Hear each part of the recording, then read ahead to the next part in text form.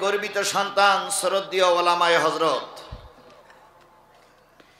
এলাকার বিভিন্ন কুটির থেকে আগত দিনদার পরেজগার মুত্তাকি মুসলমান ভাই ও বন্ধুগণ, পদ্মায় অবস্থানরত শ্রদ্ধাশীলা মা ও বোনেরা, সকলকে নিয়ে আবারও সালাম বিনিময় করছি। আশা করছি সালামের জবাবটা সবাই মিলে জোরে সোরে দিবেন। আসসালামু আলাইকুম ওয়া রাহমাতুল্লাহি ওয়া বারাকাতুহু।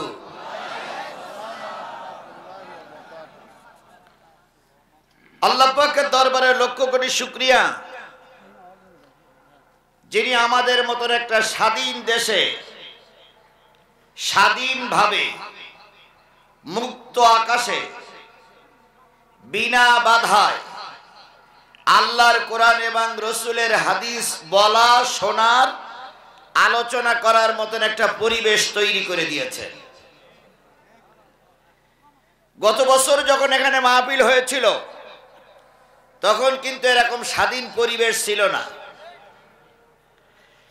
গত বছর মাহফিলেও ধারণা করা হয়নি যে এরকম একটা স্বাধীন পরিবেশ আসবে, তাই না ভাই?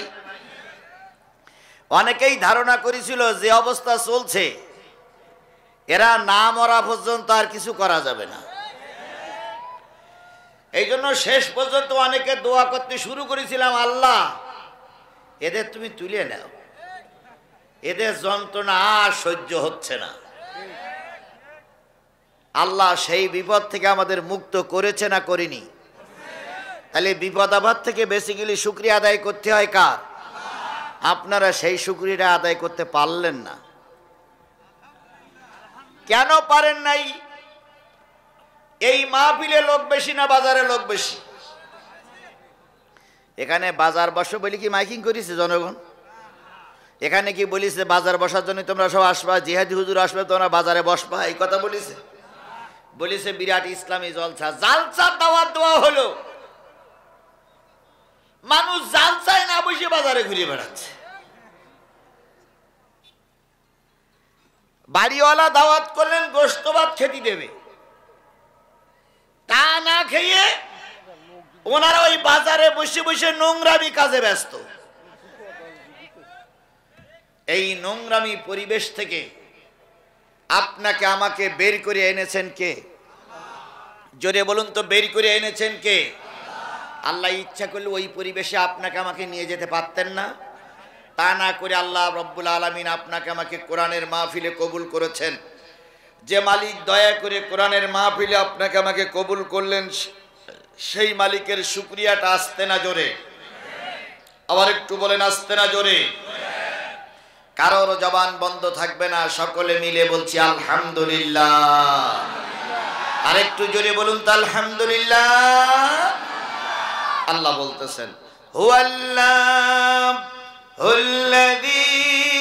লা ইলাহা ইল্লাহু আলিমুল গায়বি ওয়াশ শাহাদাতি হুয়ার রহমানুর রহিম।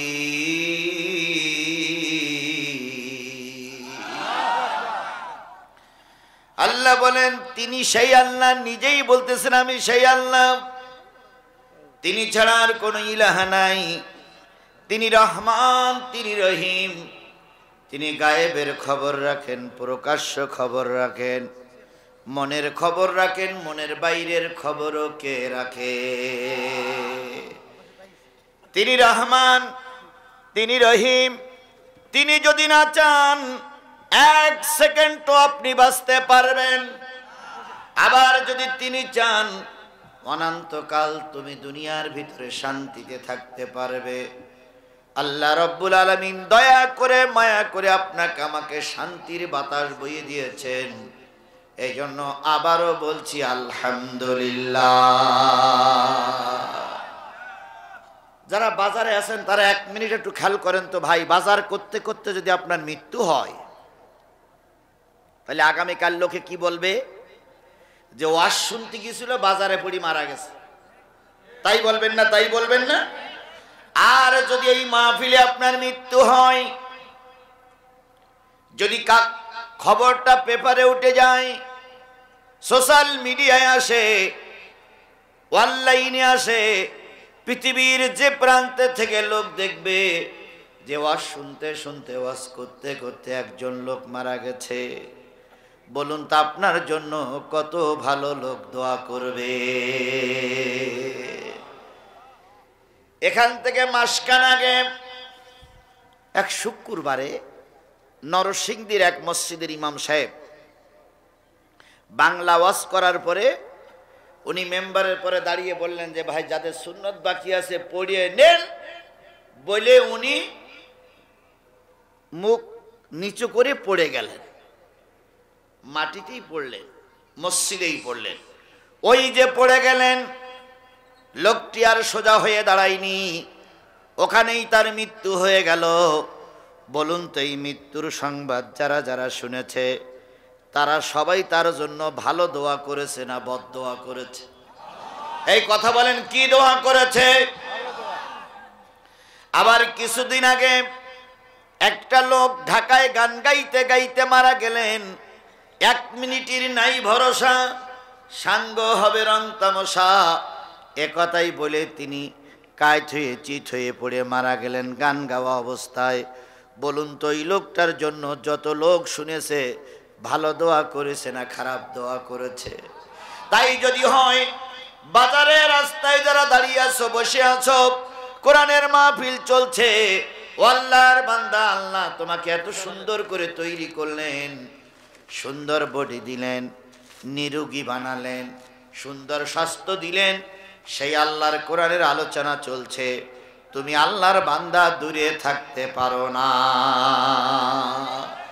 নিশ্চয়ই এর পরেও যদি কোনো লোক বাজারে থাকে বিনা কারণে, তাহলে বুঝতে হবে আসমানের নিচে জমিনের উপরে এর চাইতে বড় নাফরমান আর কেউ নাই।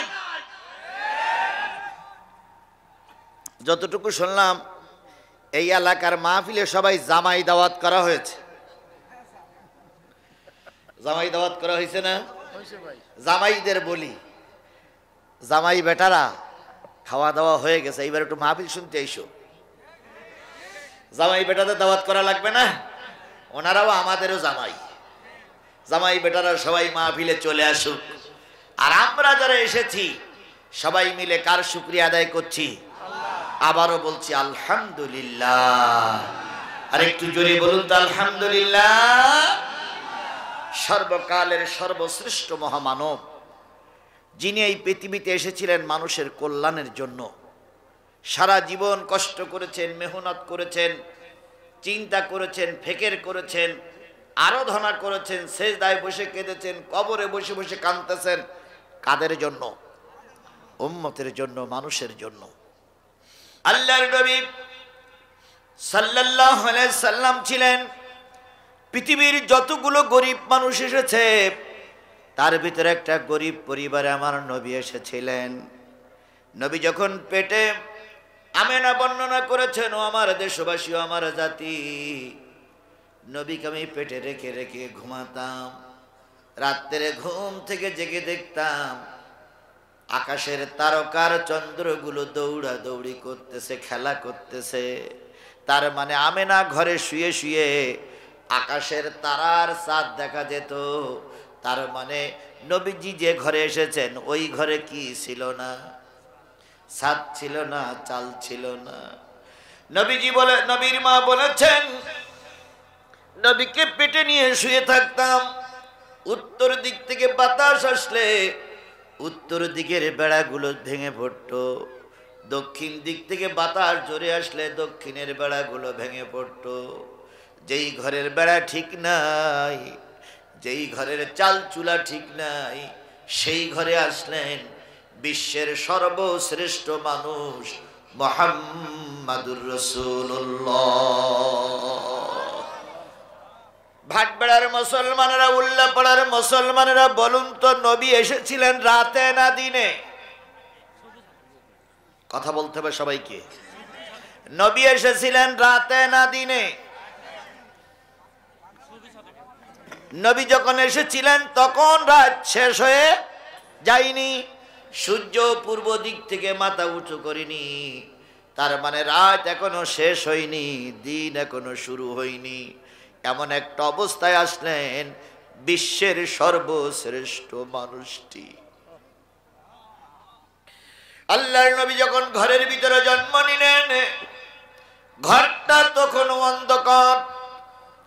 নবী পেট থেকে, নবী আমেনার পেট থেকে নবী যখন দুনিয়া আসলেন, আমেনা চোখের পানি ফেলায় কাঁদতেছে, আল্লাহ এত বড় একটা মহামানব আমার পেট থেকে দুনিয়ায় আসলো, অথচ তার ঘরে একটু আলো জ্বালানোর মতন তেল আমার বাড়িতে নাই। বন্ধুরা আমার, নবীর বাড়ির পাশে ছিল নবীজির ফুপি আম্মা উম্মে হানির বাড়ি। তিনি ছুটে আসলেন, ভাতিজা জন্ম নিয়েছে। এসে দেখে ঘরটা অন্ধকার। উম্মে হানি ভাবিজানকে ডেকে বললেন, ভাবি ঘরে আলো নাই কেন, ঘরটা অন্ধকার কেন? উম্মে হানির কথা শুনে আমেনা বললেন, বুবুজান আলো জানানোর মতন লণ্ঠনে কোনো তেল নাই। ভাতিজাকে কোথায় শোয়াই রেখেছ? ভাতিজার শুয়ে আছে কাপড়ের ভিতরে পেঁচাই রেখেছি। উম্মে হানি বলেন, আমি নবীকে কোলে নিলাম, মুখের পরের থেকে কাপড়টা সরাই দিলাম। কাপড়টা সরানোর সাথে সাথে আল্লাহর নবীর চেহারায় যে আলো হয়েছে, সেই আলোয় আমেনার ঘরটা ঝলমলে আলো হয়ে গেছে।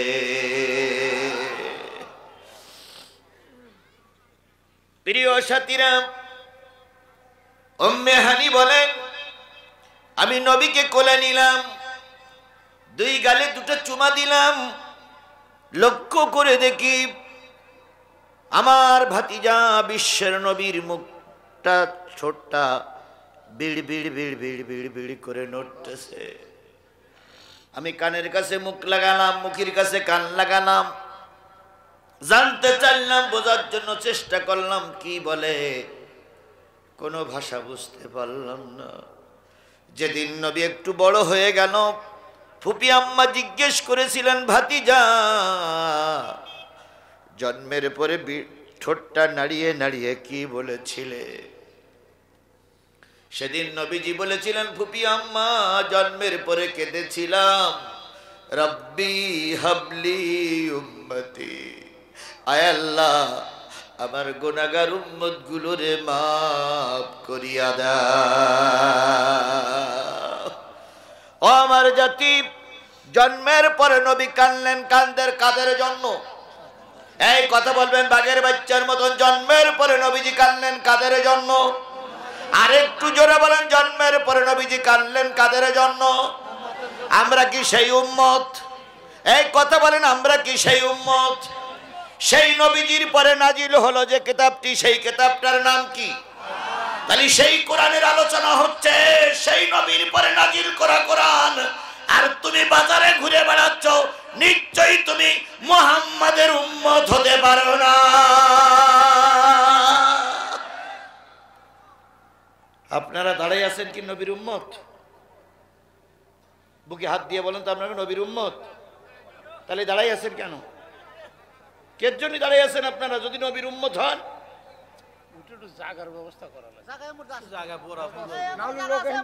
আপনারা যদি বস্তি না চান, চলে যাই না, চলে গেলে ডবল গোনা হবে। কারণ কোরআনের মাহফিল থেকে কোনো মুসলমানের বাচ্চা চলে যেতে পারে না। কোরআনের মাহফিল থেকে যদি কেউ চলে যায়, বুঝতে হবে ইবলিস শয়তান তার ঘাড়ে ভর করেছে। ইবলিস ছাড়া আর আল্লাহ রাসূলের দুশমন ছাড়া কোন লোক মাহফিল ছেড়ে চলে যেতে পারে না। বসা জায়গা করেন, আল্লাহর বান্দাদের বসা জায়গা করেন। বসার জায়গায় ডাইন পাশে জায়গা আছে, আপনারা কেন আসতেছেন না? যাওয়া লাগবে না, আমি দেখতেছি। কোনো মানুষ যেন কষ্ট না পায়। তোমরা আমার ভাই, যুবকেরা তোমাদের দিকে তাকাই দেশ চাইয়ে আছে। আমরা বুড়া মানুষ পারিনি, বিএনপির বুড়োরাও পারিনি, জামাতের বুড়োরাও পারিনি শেখ হাসিনার তাড়িয়ে দেশ স্বাধীন করতে। এই যুবকেরা, যে যুবকেরা দাঁড়িয়ে আছে, এই যুবকেরাই দেশ স্বাধীন করেছে। এই যুবকদের আন্দোলনের মুখে পেট্টির বাচ্চা পালিয়ে গেছে। সুতরাং যুবকরাই আগামী দিনের ভবিষ্যৎ। যুবকরা তোমরা চলে যেও না, তোমাদের রস শোনানোর জন্য আমি এসেছি। কয়েকদিন পরে হয়তো শুনবা জিহাদি নাই। তোমরা এই ময়দান দখল করে কোরআনের ঝান্ডা তোমরাই উড়াবে। এই জন্য যুবকেরা বসো বাবা, তোমাদের জন্যই ওয়াজ হচ্ছে, তোমাদের জন্যই আলোচনা হচ্ছে। তাহলে রাসূল পাক সাল্লাল্লাহু আলাইহি সাল্লামের চাইতে দরদি মানুষ আর পৃথিবীতে কেউ ছিল? জন্মের পরেই কাঁদলেন কাদের জন্য? আমার ভাইয়েরা, আল্লাহর নবী সাল্লাল্লাহু আলাইহি সাল্লাম 13 বছর চেষ্টা করলেন মক্কার মানুষদেরকে দিলের পথে আনার জন্য। হিকমতে বুঝালেন, কৌশলে বুঝালেন, মুজিজা দিয়ে বুঝালেন, হাতে ধরে বুঝালেন, পায়ে ধরে বুঝালেন, কৌশল করে বুঝালেন। কোন অবস্থায় জাতি মেনে নিল না। যত ভালো অবস্থায় বুঝানোর জন্য চেষ্টা করেছে জাতি, ততই তার উপরে জুলুম অত্যাচার শুরু করেছে। এক পর্যায়ে আল্লাহর নবী নিজের দেশ ছেড়ে চলে গেলেন। কোন জায়গায়? মদিনায়। বাবা তুমি আসো মক্কায়, উনি গেছে মদিনায়, দুইজন শান্তিতে থাকো। কিন্তু না, রাসূল মদিনায় চলে গেছে। মক্কায় বসে বসে নেতারা কলকাঠি নাড়াচ্ছে। শেখ হাসিনা তোমার জনগণ ছিল না, তুমি চলে গেছো, যেখানে আসো সেখানে থাকো। ওখানেই বসে বসে আবার কলকাঠি নাড়া দিচ্ছে। টুস করে ঢুকে পড়বো, লাঠি হাতে আছে, কই সীমানার পাশে আছি, চট করে ঢুকে পারবো। তা চট করে যদি ঢুকে পারবা তা গিলে কেন? তোমার যাইতে বললো কেন? তুমি গিলে বা কেন, ঢুকবা বা কেন? আল্লাহর নবী মদিনায় চলে গেছেন। মক্কার কাফেরেরা মেনে নিতে পারল না। মদিনা আক্রমণের পরিকল্পনা করলো। প্রথম যুদ্ধ হলো কাফেরদের সঙ্গে যে যুদ্ধ, সেই যুদ্ধটার নাম কি? বদরের যুদ্ধে মুসলমানদের সংখ্যা কত? 313 জন। পুরাপুরি আল্লাহর রহমত নিয়ে 313 জন দিয়ে মোকাবেলা করে কাফেরদেরকে পিটাইয়ে চামড়া তুলে ফেললো। আবু জেহেল, ওলীদ ইবনে মুগীরা সহ বিরাট বিরাট নেতারা কুপকাত মার খেয়ে মারা গেল, মৃত্যুবরণ করলো। কিছু কিছু লোক হাত কাটা পা অবস্থায় ফিরে আসলো। পরের বছর ওহুদের যুদ্ধ। ওহুদের যুদ্ধে মুসলমানদের জয় হওয়ার সম্ভাবনা 100%, কিন্তু 300 লোক নিয়ে এক মৌলবী কেটে পড়ার কারণে ওই যুদ্ধে মুসলমানরা ব্যাপকভাবে মার খেয়েছিলেন। যে মৌলবী 300 লোক নিয়ে কেটে পড়েছিলেন সেই মৌলবীর নাম কি?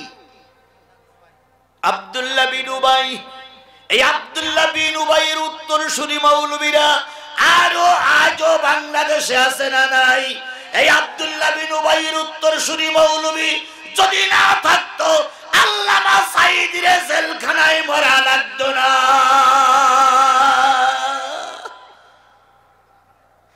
আব্দুল্লাহ ইবনে উবাই ইবনে সুলুরের উত্তরসূরি যদি না থাকতো তাহলে আমির হামজার জেল খাটা লাগতো না।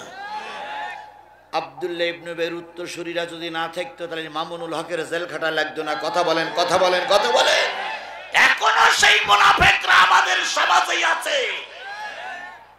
উহুদের যুদ্ধ, 700 লোক নিয়ে নবীজি যুদ্ধে গেলেন। কাফেরেরা মরণপণ আক্রমণ করলো। শেষ পর্যন্ত নবী আর পেরে উঠলেন না। কাফেরদের অত্যাচারে নবীজির হেলমেটটা ভেঙে গেল। বস্যির মতন কড়া ভিতরে ঢুকে পড়ল। সাহাবীরা অনেক চেষ্টা করে রক্ষা করতে পারলেন না। একজন দুষ্টু কাফেরের আঘাতে আল্লাহর নবীর দাঁতগুলো ভেঙে জমিনে পড়ে গেল। রক্তাক্ত নবী, আহত নবী, কষ্টের নবী আমার গর্তের ভিতরে ভূত হয়ে পড়ে গেছে। উপরে 2টা পা নাড়াচ্ছিলেন আর বলতেছিলেন, ফাতেমা হুজরাখানার থেকে বেরিয়ে এসো, তোমার বাবা বুঝি আর বাঁচবে না। সাহাবীরা যখন নিজেদের প্রাণ রক্ষা করার জন্য সবাই ছিল, এই সময় কে যেন বলতেছে, ফাতেমা।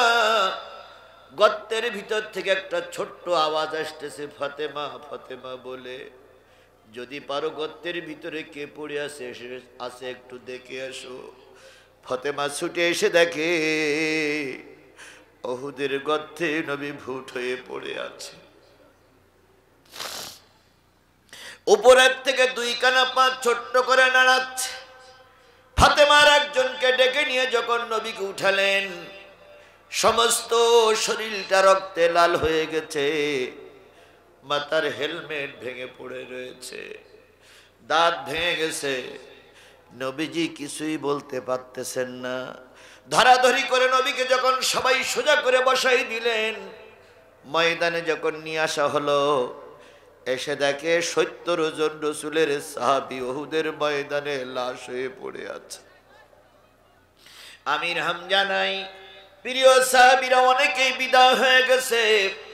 নবীজি সাহাবীদের পাশে বসে দুই চোখের পানি ফেলে কাঁদে, মালিক, আমি তো চাই নাই কোন সাহাবীর রক্তে বাংলার সৌদি আরব, আরবের জমিন, মক্কার জমিন লাল হবে, এটা তো চাই নাই। দয়া করে তুমি আমাকে মাফ করে দিও, আর উম্মতকে মাফ করে দাও, ওরা যেন নাজাত পেয়ে যায়। ও আমার জাতি, এত কষ্টের পরে নবী সাহাবীদের সামনে দাঁড়িয়ে কাঁদলেন কাদের জন্য? আরো জোরে বলেন কাদের জন্য? আরেকটু জোরে বলেন। নবীজি চোখের পানি ফেলাই কাঁদলেন কাদের জন্য? আমরা তো সেই উম্মত। আমরা সেই উম্মত নয়? এই কথা বলেন, আমরা কি সেই উম্মত নয়? সেই উম্মত যদি হয়, নবীজির পরে নাজিল করা কোরআনের আলোচনা হচ্ছে, আর তুমি মুসলমান গরুর গোশত খেয়ে ঘরে শুয়ে থাকতে পারো না। এই জন্য যারা এসেছেন বাজারে, এখনো যারা আসেন নাই, আসুন ভাই। আপনাদের এখানে 3-4 বার আসা হচ্ছে, আমার ব্যাপারে আপনাদের অজানা কিছু নেই। কতটুকু অস করি তাও আপনারা জানেন, কেমন অস করি তাও আপনারা জানেন। শুধু এতটুকু বলি, আসুন, আমি একজন মুসাফির, অনেকগুলো মামলার আসামি। আমাকে 5 দিন আয়না ঘরে রেখেছিল ওরা। জীবনের সর্বস্ব ত্যাগ করে এখন আপনাদের এই দিনের পথে টিকে আছি। আমি আপনাদের নিয়ে কিছুক্ষণ আলোচনা করে একটু দোয়া করে চলে যাব।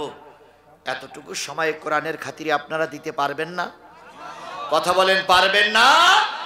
তাহলে আল্লাহ পাকের নবীর নাম শোনার পরে যে ব্যক্তি দুরূদ শরীফ পড়ে না, ওই ব্যক্তির চাইতে বড় মুনাফিক, বড় কৃপণ আর কেউ নাই।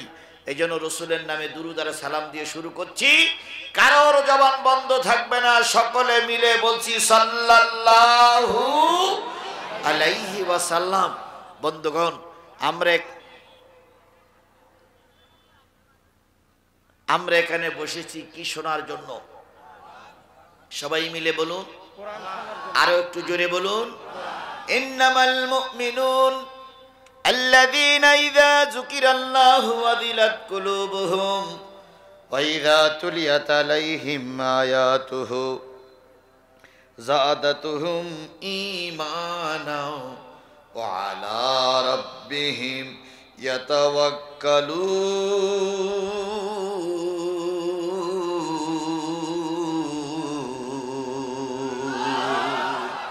নিশ্চয়ই তারা মুমিন। কে বলছে? নিশ্চয়ই তারাই মুমিন যাদের সামনে জিকির করলে তাদের দিলগুলো নরম হয়ে যায়। জিকিরের উচ্চ ভাষা হলো আফজালুল জিকরি তিলাওয়াতিল কোরআন। উত্তম জিকির হলো কোরআন তেলাওয়াত করা। তার মানে কোরআন তেলাওয়াত শুনলে যাদের দিল নরম হয়, আল্লাহর ভাষায় তারা মুমিন। বলুন তো, সন্ধ্যার পরের থেকে যত বক্তা ওয়াজ করেছে সবাই কোরআন হাদিসের কথা বলেছে না বলেনি? তাহলে এই কোরআন হাদিসের কথা শুনলে যাদের দিল নরম হয়, আল্লাহর ভাষায় তারাই মুমিন। তাহলে আপনারা এখনো যারা বাইরে আছেন, নিশ্চয়ই তারা মুমিন হতে পারেন নাই। বাইরে হাতে ধরে বলি, পায়ে ধরে বলি, কোরআনের মাহফিল বছরে কয়বার হয়? দেখুন তো, যেবার আমি প্রথম মাহফিল করতে এসেছিলাম, সেইবার আপনাদের গোরস্থানে এই যে কবরস্থানের উন্নতি কলমে মাহফিল হচ্ছে, এই মাহফিলে সর্বপ্রথম একজন ব্যক্তিকে কবর দেওয়া হয়েছিল। তারপরের থেকে এই 5-6 বছরের ভিতরে কত মানুষের কবর হলো। আগামী বছর মাহফিল ঠিকই হবে, এর ভিতরে যদি আপনার মৃত্যু হয়ে যায় তাহলে আপনাকে ওই গোরস্থানে কবর দেওয়া হবে। কথা বলেন, কথা বলেন, কথা বলেন। তাহলে আজকের এই মাহফিলটা আপনার আমার জীবনের শেষ মাহফিল হতে পারে কি পারে না? জোরে বলেন, পারে কি পারে না? তাহলে সেই যদি মাহফিলটা আমার জীবনের শেষ মাহফিল হয়, তাহলে আপনি বাজারে ঘাটে ঘুরিয়ে অবস্থায় যদি থাকেন, আগামী বছর আপনার জন্য দোয়া করলে ফেরেশতারা বলবে গত বছর মাহফিলেই ছিল, এ লোক তো ছিল না। এই জন্য সকলের কাছে দাবি, সকলের কাছে অনুরোধ, আসুন আমরা কোরআনের মাহফিলে বসবো। ইন্নামাল মুমিনুন আল্লাযীনা ইযা যুকিরাল্লাহু ওয়াজিলাত কুলুবুহুম ওয়া ইযা তুলিয়াত আলাইহিম আয়াতুহু, যখন তাদের সামনে কোরআনের আয়াতগুলো তেলাওয়াত করা হয়, আলোচনা করা হয়, তখন তাদের ঈমান বৃদ্ধি পেতে থাকে। ওয়া আলা রাব্বিহিম ইয়াতাওয়াক্কালুন, আর এই মুমিন ব্যক্তিরা আল্লাহর উপরে ছাড়া কারোর উপরে তাওয়াক্কুল করে না। তাইলে আমরা আল্লাহর উপরে তাওয়াক্কুল করে বসেছি কি শোনার জন্য? আল্লাহ শেষ পর্যন্ত আমাদের কবুল করুক। সকলে মিলে বলুন আমিন। আরেকটু জোরে বলেন আমিন, আরেকটু জোরে বলেন আমিন। এবার আসুন, শুনতে বসেছি কোরআন। আল্লাহ রাসূল বলেন, আল কোরআনু শাফিআম মুশাফফা ওয়া হিল্লু মুসাদ্দিকান মান জালাহু আমামাহু কদ্দাহু ইলাল জান্নাহ ওয়া মান জালাহু খালফাহু সাকাতাহু ইলান নার। কোরআন এমন একটা কিতাব, এই কিতাব কিয়ামতের দিন কারোর পক্ষে সুপারিশ করবে আর কারোর বিরুদ্ধে আল্লাহর কাছে নালিশ করবে। বাজারের লোকগুলো ওই রাস্তায় যারা দাঁড়িয়ে আছেন একটু খেয়াল করে শোনেন, হয় আপনি আসবেন নাই না আসবেন। যারা দাঁড়িয়ে আছো খেয়াল করে শোনো, হয় বসবা নাই না বসবা। আল্লাহ রসুল বলেছেন এই কোরআন এমন একটা কিতাব, এই কিতাব কিয়ামতের দিন কারোর পক্ষে সুপারিশ করবে আবার কারোর বিরুদ্ধে কার কাছে নালিশ করবে?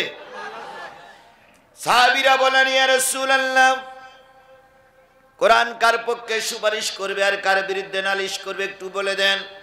নবীজি বললেন, এই কোরআনকে যারা সামনে রাখবে, এই কোরআনকে যারা ইমাম বানাবে, এই কোরআন কিয়ামতের দিন তাদেরকে টেনে টেনে আল্লাহর জান্নাতে নিয়ে যাবে। বাজারে যারা বসে আছো, দাঁড়াই আছো, তাদের সামনে আছে দোকান, তাদের সামনে আছে চার স্টল, তাদের সামনে আছে বাদাম ভাজা, পেঁয়াজু ভাজা। আর আমরা যারা বসে আছি আমাদের সামনে আছে কি? জোরে বলেন, আমাদের সামনে আছে কি? আল্লাহ নবী বলেন, এই কোরআনকে যারা সামনে রাখবে, কোরআন তাদের টেনে টেনে কোথায় নিয়ে যাবে? আর তোমরা যারা বাজারে আছো, ওই বাজার তোমাদের টেনে টেনে কোথায় নিয়ে যাবে সেটা তোমরা বোঝো। তাহলে যেখানে নিয়ে যাক, আমাদের কোরআন আমাদের টেনে টেনে জান্নাতে নিয়ে যাবে। যদি আমরা কোরআনকে সামনে রাখি, তাহলে কোরআন কোথায় রাখতে হবে? এই সবাই মিলে বলেন, কোরআন কোথায় রাখবো? তাহলে কোরআন আমাদের টেনে কোথায় নিয়ে যাবে? আমান জালাহু খালফাহু, এই কোরআনকে যারা পিছনে রাখবে। ভাই দয়া করে কথা বললে হবে না তো ভাই, আমাকে একটু কথা বলতে দেন, আপনারা একটু ইশারায় বলেন। আমান জালাহু খালফাহু সাকাতাহু ইলান নার, এই কোরআনকে যারা পিছনে রাখবে, কিয়ামতের দিন যখন বিচার শুরু হবে, আচমকা কোরআন এসে তাকে ধাক্কা দিয়ে জাহান্নামে নিক্ষেপ করবে। কোরআন জাহান্নামে নিক্ষেপ করবে যাদের, তাদের পিছনে থাকবে কোরআন। তাহলে কোরআন সামনে রাখলে কোরআন টেনে কোথায় নিয়ে যাবে? আর কোরআন পিছনে রাখলে কোরআন ধাক্কা দিয়ে কোথায় নিক্ষেপ করবে? তাহলে কোরআনকে আমরা সামনে রাখবো না পিছনে রাখবো? আরো জোরে বলেন, সামনে রাখবেন না পিছনে রাখবেন? তাহলে এখন আমরা যারা বসে আছি মঞ্চে এবং নিচে, আমাদের সামনে কি? সবাই সামনে কি? এই কথা বলেন, সবাই সামনে কি? যদি কেউ আমার মোনাজাতের আগে, কোরআনের মাহফিল শেষ হওয়ার আগে যদি কেউ উঠে যায়, তাহলে তার পিছনে পড়বে কি? তাহলে কোরআন যে ব্যক্তি পিছনে রাখবে, কোরআন তাকে ধাক্কা দিয়ে খোদার জাহান্নামে নিক্ষেপ করবে। এই জন্য আমরা চেষ্টা করি শেষ পর্যন্ত কোরআনকে যেন কেউ পিছনে ফেলাই রেখে না যায়। তাহলে কোরআন কোথায় রাখতে হবে? সামনে রেখে শেষ মোনাজাত পর্যন্ত কোরআনের মাহফিলে থাকতে কারা কারা রাজি আছেন? দুই হাত উঁচু করে আল্লাহরে দেখায়া দেন। জোরে একটা তাকবীর হবে, নারায়ে তাকবীর। আলো জোরে নারায়ে তাকবীর। আল কোরআনের আলো, তোমার নেতা আমার নেতা। হাত নামান। কারে দেখালাম হাত উঁচু করে? পানি আর নাই আছে। শেষ পর্যন্ত আমরা থাকবো কোরআনের মাহফিলে হাত উঁচু করে। আল্লাহরে দেখাইছি না? দেখাইছি তো। আল্লাহ মনে হয় দেখতে পাইনি। কি কই দেখো উপরে যে সামিয়ানা, আল্লাহ দেখেছে? আল্লাহ যদিও না দেখে থাকে, না নাউজুবিল্লাহ, আল্লাহ তো অবশ্যই দেখেছে, তাই না ভাই? এরপরে আল্লাহ দেখেছে, এরপরে আপনার কাঁধে দুজন ফেরেস্তা, সে ফেরেস্তারা কি দেখেছে বলে মনে হয়? দেখেছে। ফেরেস্তারা আপনার 24 ঘন্টায় ডিউটি করতেছে না? তাহলে ফেরেস্তা দেখেছে, আপনি হাত উঁচু করেছেন, কি শুনবেন? তাহলে এখন যদি আবার মাঝপথে চলে যান, আমার কিছু করা লাগবে না। কিয়ামতের দিন এই ফেরেস্তারা বলবে, আল্লাহ এ মুনাফিক কোরআন শরীফ শুনবে বলে হুজুরের কাছে হাত উঁচু করলো, অর্ধেকটা হলি চলে আসলো। আচ্ছা এবার বলেন, এই যে হাত আর আপনার যে পা, কিয়ামতের দিন হাত পা কথা বলবে, কথাটাকে ঠিক? ইয়া আলিয়াউমা নাখতিমু আলা আফওয়াহিহিম তুকাল্লিমুনা আইদিহিম তাশহাদু আরজুলুহুম বিমা কানু ইয়াকসিবুন। কিয়ামতের দিন হাত কথা বলবে, পা সাক্ষী দেবে। যদি হাত কথা বলবে, পা সাক্ষী দেবে, এটা যদি আপনার বিশ্বাস হয়, পকেটে টাকা আছে কিনা হাত জানে না? জানে না। সেই 1 ঘন্টা ধরে আমার দ্বিতীয় বক্তা জিন্দার আলী ভাই কালেকশন করতে করতে মুদ্দার আলী ভাইয়ের মতন হয়ে গেল। তারপরে অনেকেই টাকা দেননি, এইরকম দেননি, দেবেন না নিয়ত করেছেন, তারা একটু হাত তোলেন। হুজুর আমি টাকা দেইনি, দেবও না। এরকম লোকগুলো হাত তোলেন তো ভাই। একটাও নাই। আমার ভাইয়েরা, তাহলে হাত সবকিছু কিয়ামতের দিন সাক্ষী দেবে, কথা ঠিক না বে ঠিক? তাহলে 1 নম্বর ফেরেশতা, 2 নম্বর কি? হাত। 3 নম্বর ওয়া আখরাজাতিল আরদু আসকালাহা, মাটির পরে বসে আছেন, আবার যেতে হবে কোথায়? মাটিতে। এই মাটির পরে বসে আছেন, যদি ওয়াদা খেলাপ করেন, মোনাজাতের আগেই যদি চলে যান, কবরে যাওয়ার সঙ্গে সঙ্গে ফেরেশতা যখন আসবে, এই মাটি বলবে, ফেরেশতা ওই কি ভাটবেড়ার মাহফিলে এরা বসেছিল, কিন্তু এরা শেষ মোনাজাত পর্যন্ত থাকেনি। হুজুরির কাছে ওয়াদা করেছিল, কিন্তু এরা ওয়াদা খেলাপ করে চলে আসছিল। তার জ্বলন্ত প্রমাণ ওই দেখেন, এক চাদরওয়ালা উঠেছে, ওই দেখেন মুরব্বি মুরব্বি মুরব্বি মুরব্বি মুরব্বি। যতই যাই বলেন, উনি ওনার গতিতেই চলতেছে। তাহলে মাটি যে কিয়ামতের দিন আপনার বিরুদ্ধে অথবা পক্ষে সাক্ষী দিতে পারে, এই ভয় আপনার অন্তরে আছে না নাই? যদি থাকে, মোনাজাত না করে আমরা বাড়ি যাব। তাহলে কয়টা সাক্ষী পাওয়া গেল? ফেরেশতা, হাত, তারপরে কি? মাটি।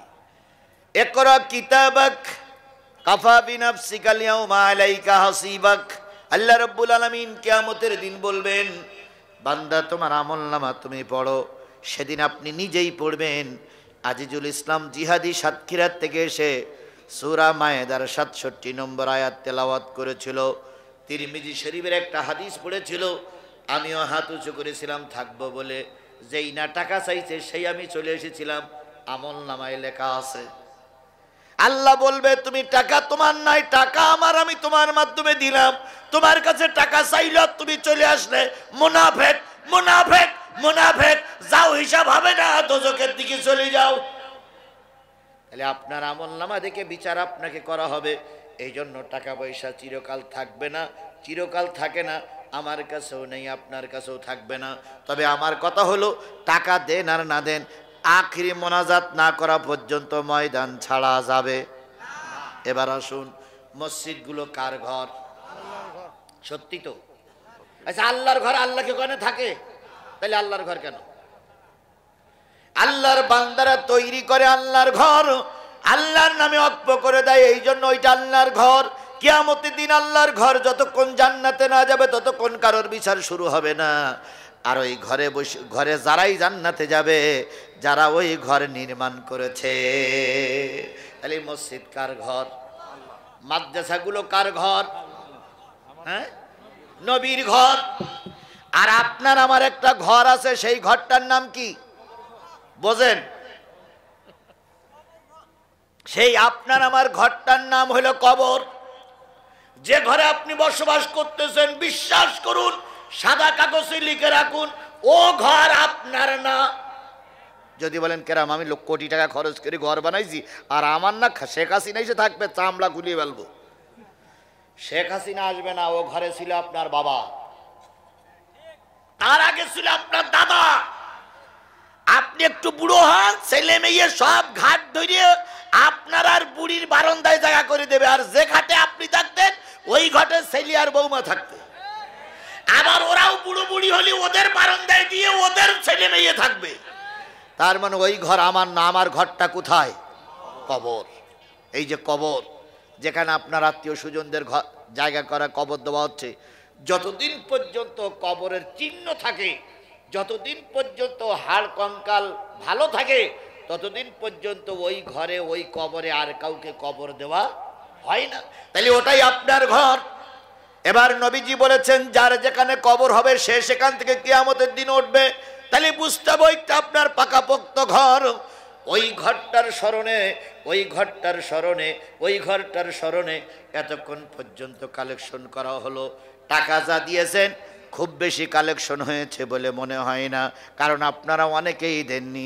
এই জন্য ওই ঘরটার কথা চিন্তা করে, ওই ঘরটার হিসাব করে, পকেটে যদি টাকা থাকে 20টা টাকা সর্বনিম্ন, ওপরে 30, 40, 50, 100 টাকা দেওয়া যাবে। যাবে?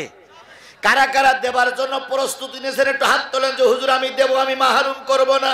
ও ভাই, 20 টাকা না থাকলে 10টা টাকা হোক, তবুও হাত তোলেন। দেখেন, এই যে লোকগুলো হাত তুলিনি, এরা মরবে না, এর গা আজরাইল খুঁজি পাবে না। এরা বিরাট চালাক, এখানেও চালাক, পরকালেও চালাক। আচ্ছা, 10 টাকা নেই, তা 5টা টাকা হবে না? তাহলে হাত তোলেন, সবাই হাত তোলেন, দেখি আমি ভাবটা দেখি। মাশাআল্লাহ। আল্লাহ তুমি এই হাতগুলোরে কবুল করো, আল্লাহ তুমি হাতগুলোরে কবুল করো, আল্লাহ তুমি হাতগুলোরে কবুল করো। এই এলাকায় আপনাদের এরা দুর্গাপুর না? দুর্গানগর। আর পাশে একটা জায়গা আছে দুর্গাপুর, আছে না? ওই যে ওই তালগাছির থেকে দুর্গাপুর। আমার সঙ্গে রাশিদুল বলে একটা ছেলে আছে, ওর কাছে বিস্তারিত শুনে দেখবেন। ওই দুর্গাপুরে একটা মাস্টার, ছেলেও হয় না, মেয়েও হয় না, 4 বছর 5 বছর বিয়ে করেছে, ছেলে মেয়ের মুখ দেখে না। এখন মাহফিল গেছি আমি এখান থেকে 3 বা 4 বছর আগে। হঠাৎ করে মাস্টার এসে বলতেছে, হুজুর আমি 1000 টাকা দিলাম, একটু দোয়া করবেন যেন আমার একটা ছেলে অথবা মেয়ে হয়।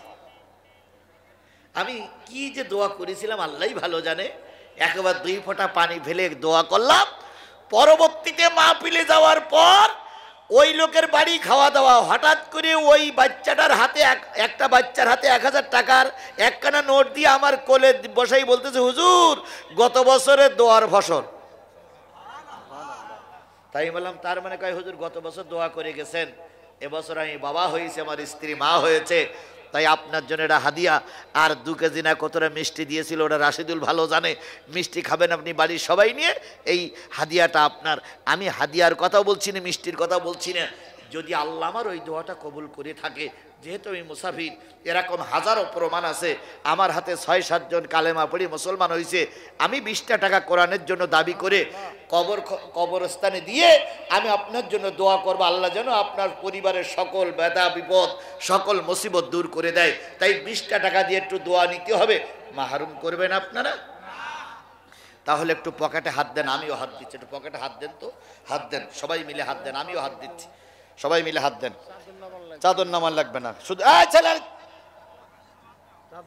না ভাই ভাই কিছু লাগবে না, টাকা তোলা লাগবে না, আপনি দাঁড়াও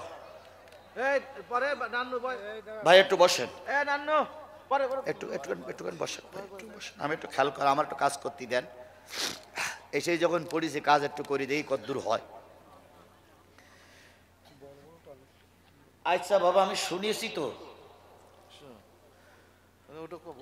আচ্ছা আপনারা কারা কারা বের করেছেন একটু হাত তোলেন তো,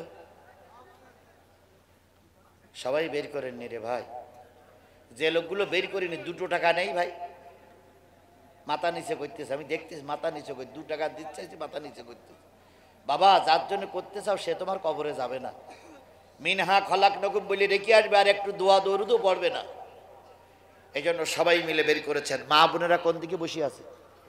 ওই পাশে বসে আছে, মা বোনেরাও দেবে ইনশাল্লাহ, হাত নামান, হাত নামান। এবার আসুন, আপনারা বসে আছেন নিচে, যারা উপরে বসে আছে এনাদের সম্মান বেশি না কম? বুঝে শুনে বলেন, এনাদের সম্মান বেশি না কম? তাহলে আপনারা যদি 50 টাকা দেন তাহলে সম্মানিত লোকগুলো কত টাকা দেবে? কি বোঝেন নাই? আমার কথা বোঝেন নাই? আপনারা আছেন মাটিতে বসা আর ওনারা আছে চেয়ারে বসা, তাহলে ওনারা যদি টাকা বেশি না দেয় তাহলে চেয়ারে বসে আছে কেন? ওনাদের চেয়ারে বসাইছি তো ওনাদের কাছে নেবার জন্য, এখন ওনারা যদি টাকা না দেয় তাহলে নিচে যাইয়ে বসুক।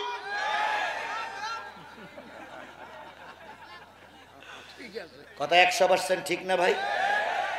তাহলে আপনারা দেবেন পরে, আগে চেয়ারম্যানরা দেবে। এই চেয়ার, এই ম্যান, চেয়ারম্যান, চেয়ারম্যান আগে চেয়ারম্যানরা দেন, সব চেয়ারম্যানরা দেন, দেন মুরব্বী আপনি দেন। 2000 টাকা দিয়েছে জি, আজকের ক্যাশিয়ার নেই আপনি, সভাপতি কবরস্থানের সভাপতি, উনি দিয়েছেন 2000 টাকা। আচ্ছা 2000 টাকা দিয়ে কেটে বললে হবে না, বলো 50,000 টাকা দেওয়া লাগবে 2-1 জনের, আমি সেরকম চিন্তা ভাবনা করতেছি। জি মুরব্বীর নাম জানেন কি? আলহাজ আশরাফ আলী ভাই, উনি দাঁড়ান দাঁড়ান, আলহাজ আশরাফ আলী ভাই 5000 টাকা দিয়েছে। আপনারা কি খুশি? আচ্ছা খুশি হলে আলহামদুলিল্লাহ, তাহলে আমার কিছু বলার নাই, দেন। এটাকে দিলেন আলহাজ মনিরুজ্জামান 3000। এই দেখো রোগ ধরা পড়িছে এইবার, আলহাজ মনিরুজ্জামান 3000 হবে না, হবে না, তাহলে কত? 30,000। এই কারা কারা 30,000-এর পক্ষে হাত আছে? হাত তুলে দেখান। আলহাজ মনিরুজ্জামান সাহেব 30,000 টাকা, এ জোরে বলেন মারহাবা।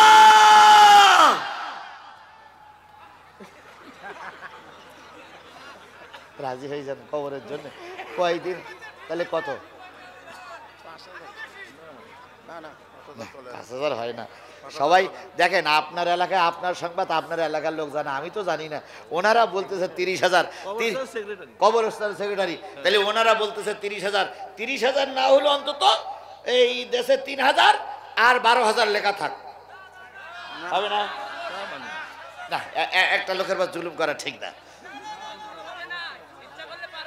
ইচ্ছা করলে পারবে, পারবে, মাশাআল্লাহ। আচ্ছা তাহলে ঠিক আছে, ওনার ইজ্জতটা থাক। আজকের কবরস্থানের সেক্রেটারি জনাব আলহাজ মনিরুজ্জামান 20,000 টাকা, কোনো কথা নেই, 20,000 টাকা। জোরে বলেন মারহাবা, এ নারায়ে তাকবীর। 3,000 টাকা নগদে, 17,000 টাকা বাকি। আর কই মুরব্বী কি দেশে দেন? ভাই ভাই আপনার যে রাস্তায় দেন, দেন দেন দেন, ওইটা দেন, ওইটা দেন, দে চেয়ারম্যানের কাছে আগে শোনো, যে আপনারা দেন, আপনারা দেন, দেন সবাই দেন। কত স্যার, কত দিয়েছেন? না আচ্ছা দাঁড়ান স্যার, স্যার দয়া করে বলুন স্যার, আপনি আমার নিজের লোক। দবির প্রামাণিক ভাটবেড়া 5,000 টাকা নগদে, 5,000 টাকা বাকি। জোরে বলেন মারহাবা। দবির প্রামাণিক ভাটবেড়া 5,000 নগদ, 5,000 বাকি। মাশাআল্লাহ। ও স্যার 50,000 দিছে। এই ছেলে বসো বসো বসো বসো। স্যার 50,000 দিছে, আর 50,000 দেওয়ার লোক আরেকটাও নেই। 50,000 তোলেন, 50,000 আর কেউ? আচ্ছা দেখি ওদিক যাওয়ার পরে, এখন ওই দিক যায়নি।